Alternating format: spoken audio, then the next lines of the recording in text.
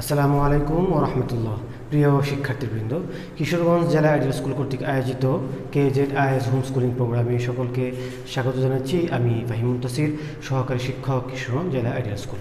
আজকে আমি সপ্তম শ্রেণীর বাংলাদেশ ও বিশ্ব পরিচয় বিষয়ে অধ্যায় 4 এর পার্ট 1 থেকে একটি টপিক নির্ধারণ করেছি।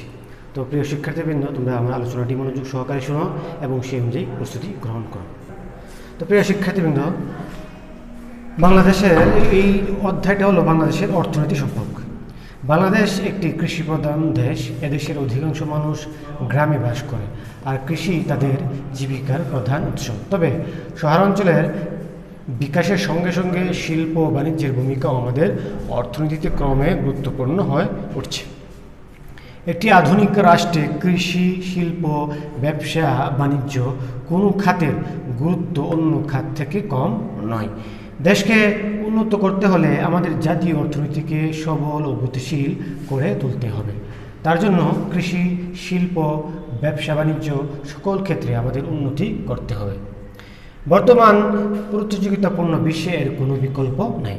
তো প্রিয় শিক্ষার্থীবৃন্দ, এই অধ্যায় থেকে আমরা যেসব বিষয়ে আলোকপাত করব, এর মধ্যে সর্বপ্রথম বিষয় হচ্ছে বাংলাদেশের গ্রাম ও শহরের অনানুষ্ঠানিক অর্থনৈতিক কার্যাবলী। তো প্রথমে আমরা বাংলাদেশের গ্রাম ও শহরের অনানুষ্ঠানিক অর্থনৈতিক কার্যাবলী সম্পর্কে আলোকপাত করব।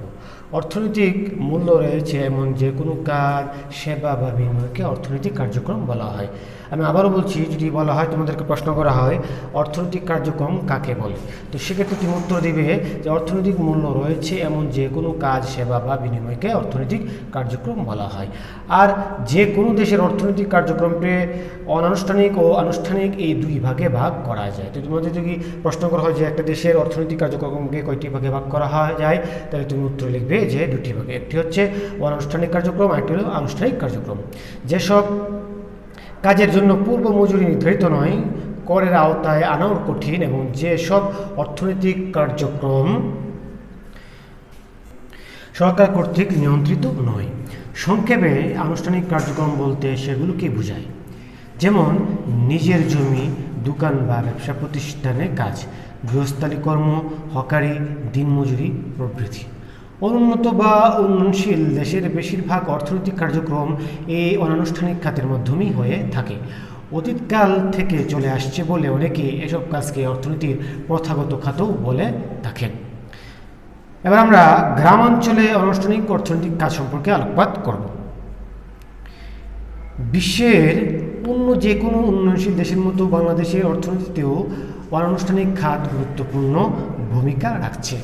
গ্রামের একজন চাষি ও তার পরিবারের সদস্যরা সকাল থেকে সন্ধ্যা পর্যন্ত জমিতে কাজ করেন। নিজেদের জমিতে কাজ করার জন্য তারা কোনো মজুরি পান না বা নেন না, কিন্তু তাদের সে কাজ বা পরিশ্রমের ফলে কেবল তাদের পরিবারই নয়, সমাজ ও রাষ্ট্র উপকৃত হচ্ছে। দেশের মোট খাদ্য চাহিদার বড় অংশটা তারাই উৎপাদন করছে। এভাবে আমাদের কৃষকরা জাতীয় অর্থনীতিতে গুরুত্বপূর্ণ অবদান রাখছে। কামার কুমারের কাজ, গ্রামের কুটির শিল্প, দোকান, অন্যান্য ছোটোখাটো ব্যবসাও অনানুষ্ঠানিক অর্থনৈতিক কাজের অন্তর্ভুক্ত। আমাদের অর্থনীতিকে সচল রাখতে এসব কাজও মূল্যবান ভূমিকা পালন করছে। সাম্প্রতিককালে কৃষিসহ গ্রামীণ অর্থনীতিতে আধুনিক প্রযুক্তির ব্যবহার লক্ষ্য করা গেলেও প্রথাগত বা অনানুষ্ঠানিক খাতটি এখনও প্রধান ভূমিকায় রয়েছে। জাতীয় অর্থনীতির দিক থেকে বিবেচনা করলেও এই কাঠটি গুরুত্বপূর্ণ সহায়ক ভূমিকা পালন করছে। এই জায়গায় তোমাদের চিত্র দেওয়া হচ্ছে যে কৃষিকাজ, হকার এবং গৃহস্থলী কাজ সম্পর্কে।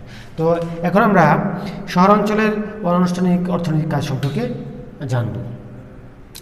বাংলাদেশের শহরগুলিতে উচ্চবিত্ত, মধ্যবিত্ত, নিম্নবিত্ত ও বিত্তহীন সকল শ্রেণীর মানুষই বাস করে। বিত্তহীনদের মধ্যে অনেকে আবার ভাসমান বা অস্থায়ী, অর্থাৎ তাদের নিঃস্ব বা স্থায়ী বাসাবাড়ি নেই।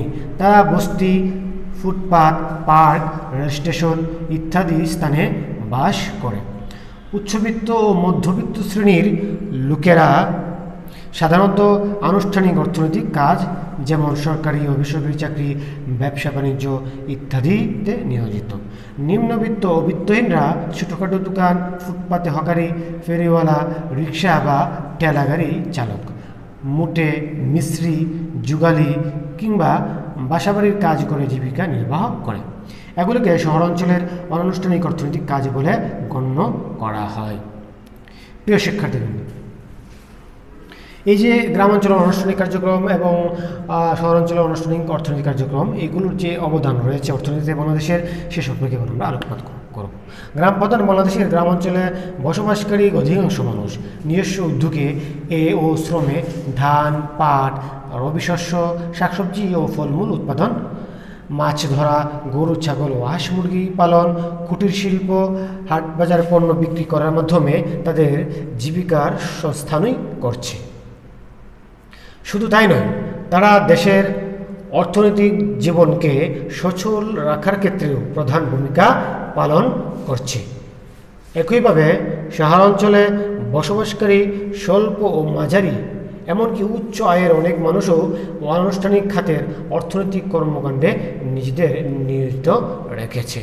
এভাবে প্রথম থেকেই বাংলাদেশের অর্থনীতি অনানুষ্ঠানিক খাতের উপর বেশি নির্ভরশীল। সরকারি ও বেসরকারি পর্যায়ে আনুষ্ঠানিক খাতের ভূমিকা বৃদ্ধি ও তা জোরদার হওয়ার পরও আমাদের অর্থনীতিতে প্রথাগত বা অনানুষ্ঠানিক খাতের গুরুত্ব কমেনি। প্রিয় শিক্ষার্থীবৃন্দ, তো আজকের আলোচনা থেকে তোমরা জানতে পারলে যে আমাদের বাংলাদেশের অর্থনীতি মূলত এই অনানুষ্ঠানিক অর্থনৈতিক নির্ভর। তো তোমরা এই আজকের আলোচনা থেকে তোমাদের বাড়ির কাজ দেওয়া হচ্ছে যে আমাদের দেশে অনানুষ্ঠানিক অর্থনৈতিক কাজ বা অনানুষ্ঠানিক অর্থনীতির উপর কতটুকু নির্ভরশীল বা গুরুত্ব কতটুকু সে সম্পর্কে আলোকপাত করো। তো আজ এই পর্যন্তই, আবারও সাক্ষাৎ হবে ভিন্ন কোনো সময় ভিন্ন কোনো টপিক নিয়ে। সে পর্যন্ত ভালো থাকবে। খোদা হাফেজ।